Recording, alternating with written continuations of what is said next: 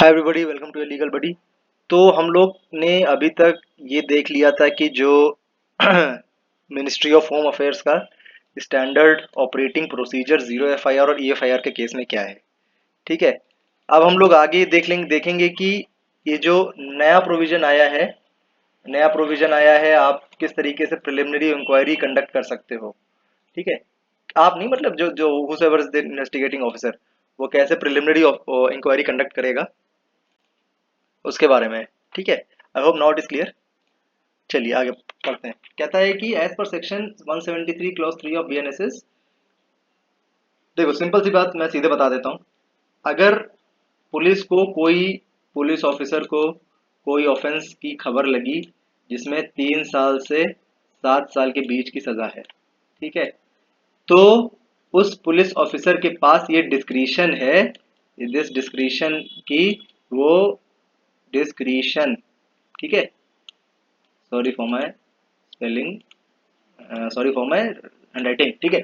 अब उसका डिस्क्रिशन ये है कि वो डीएसपी या उससे ऊपर किसी पुलिस ऑफिसर की परमिशन लेके एक प्रिलिमिनरी इंक्वायरी कंडक्ट करे। ठीक, प्रिलिमिनरी इंक्वायरी कंडक्ट करे कि भाई इसमें प्राइमा फसाई कोई केस बनता भी है कि नहीं। ठीक। और ये प्रिलिमिनरी इंक्वायरी जो उसको कंडक्ट करनी है वो 14 दिन के अंदर अंदर करनी है। ठीक। ये एक नया क्लॉज आया है which is a very important change. अच्छा है बुरा है, आई डोंट नो, ये तो समय ही बताएगा, बट ये इम्पोर्टेंट एक चेंज है। ठीक है।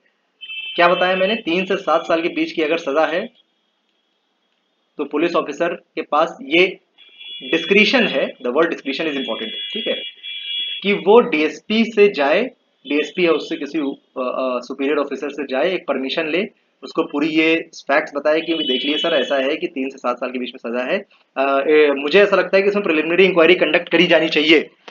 तो वो परमिशन मिलने के बाद ही is free to conduct a preliminary inquiry, but this all has to be done within a period of 14 days. ठीक है। संडे पंडे का कोई इसमें लिखा नहीं हुआ है कि संडे और पब्लिक हॉलीडेज के केस में ऐड होगा नहीं होगा।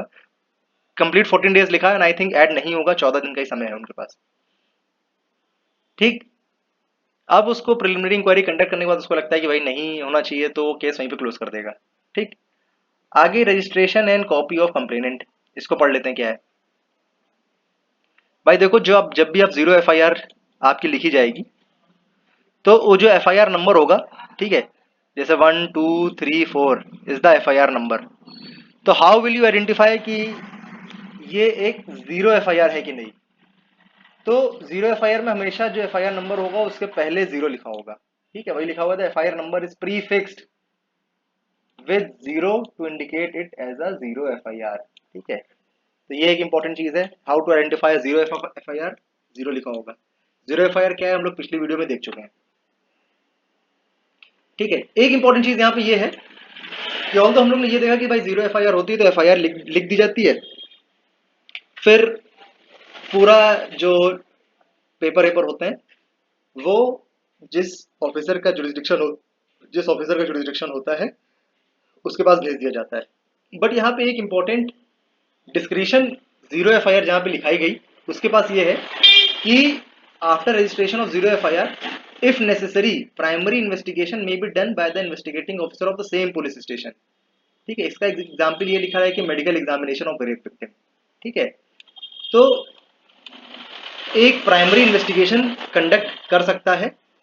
प्राइमरी इन्वेस्टिगेशन, एक तरीके से प्राइमरी इन्वेस्टिगेशन नहीं कहेंगे, बट एक प्राइमरी स्टेप्स ले सकता है। ठीक है। जैसे मेडिकल एग्जामिनेशन आप जीरो एफआईआर वाली जगह कराओ या जहां पे ऑफेंस हुआ वहां कराओ, रिजल्ट तो लगभग सेम ही आने हैं। ठीक है। मेडिकल इक्विपमेंट्स तो सेम ही रहेंगे। ठीक है। तो जिस चीजों पे असर नहीं पड़ना है वो आप वहां कर सकते हो। तो एक एग्जाम्पल दे दिया गया, medical examination of rape victim. ठीक है। अब यह ट्रांसफर वाली बात जो मैंने आपको बताई कि जीरो एफआईआर हुई है, उसके बाद जीरो एफआईआर हुई तो वहां पे जो पुलिस ऑफिसर होगा एक जीरो एफआईआर रजिस्टर बनाएगा, उसमें आपका रिकॉर्ड ऐड करेगा कि भाई हाँ कंप्लेनेंट ये है, इसके खिलाफ कंप्लेंट है, कंप्लेंट की डेट ये थी, ये एग्जैक्ट ऑफेंस है। ठीक। उसके बाद जो जीरो एफआईआर है वो जहां पे ऑफेंस हुआ है वहां पे उसका डिटेल्स भेज दिया जाता है और फिर वहां पे इन्वेस्टिगेशन चालू हो जाती है। ठीक है, वही यहाँ पे इन्वेस्टिगेशन का प्रोसेस भी यहाँ लिखा हुआ है, द रेगुलर अपडेट्स। और अब हाँ, एक चीज यहाँ पे इंपॉर्टेंट ये है कि जो भी इन्वेस्टिगेशन कर रही है पुलिस, उसकी रेगुलर अपडेट जो है वो कंप्लेनेंट को मिलनी चाहिए। ठीक है, ये पहले नहीं था, ये पहले एक केस डायरी होती थी उसमें लिखा जाता था। ठीक, यहाँ पे कह दिया गया है कि एक रेगुलर अपडेट जो है वो कंप्लेनेंट को दी जाएगी। ठीक है, जीरो एफआईआर रजिस्ट्रेशन में सिंपल सी बात ये लिखी है कि ई एफ आई आर रजिस्ट्रेशन में सिंपल सी बात ये लिखी है कि the complainant logs into the official police E F I are portal. ठीक है, एक पुलिस का ई एफ आई आर पोर्टल बनाया जाएगा जिसपे आप जाएंगे और अपनी जो भी कंप्लेंट है, जो भी डॉक्यूमेंट्स है, जिस बेसिस पे कंप्लेंट है, वो आप इलेक्ट्रॉनिक कम्युनिकेशन इलेक्ट्रॉनिकली आप कंप्लेंट कर सकते हो। ठीक है, फिर इसमें वही चीज है, आपने इलेक्ट्रॉनिकली कंप्लेंट करी तो जो भी कंप्लेनेंट होगा उसको 3 दिन के अंदर अंदर वहां आके साइन करना पड़ेगा असली कंप्लेंट जो पुलिस लिखेगी। अब ऐसा समझिए कि आपने वेबसाइट पे गए, ई एफ आई आर लिख दी, पुलिस को ई एफ आई आर मिली, पुलिस ने उसको पेपर पे उतार लिया। ठीक है, ये ऐसा ऐसा हुआ, ये ऐसा ऐसा हुआ, आपको जाना है और 3 दिन के अंदर यहाँ पे साइन करना पड़ेगा। ठीक है, आपको यहाँ 3 दिन के अंदर साइन करना पड़ेगा जाके।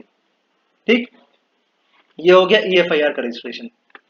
ठीक, अब जब ई एफ आई आर हो गई, फिर वहां पे जो सिंपल सा प्रोसीजर है कि जो भी इन्वेस्टिगेटिंग ऑफिसर होगा, आईओ होगा, उसके पास आपके कागज दे दिए जाएंगे, सारा इन्वेस्टिगेशन उसके ऊपर छोड़ दिया जाएगा।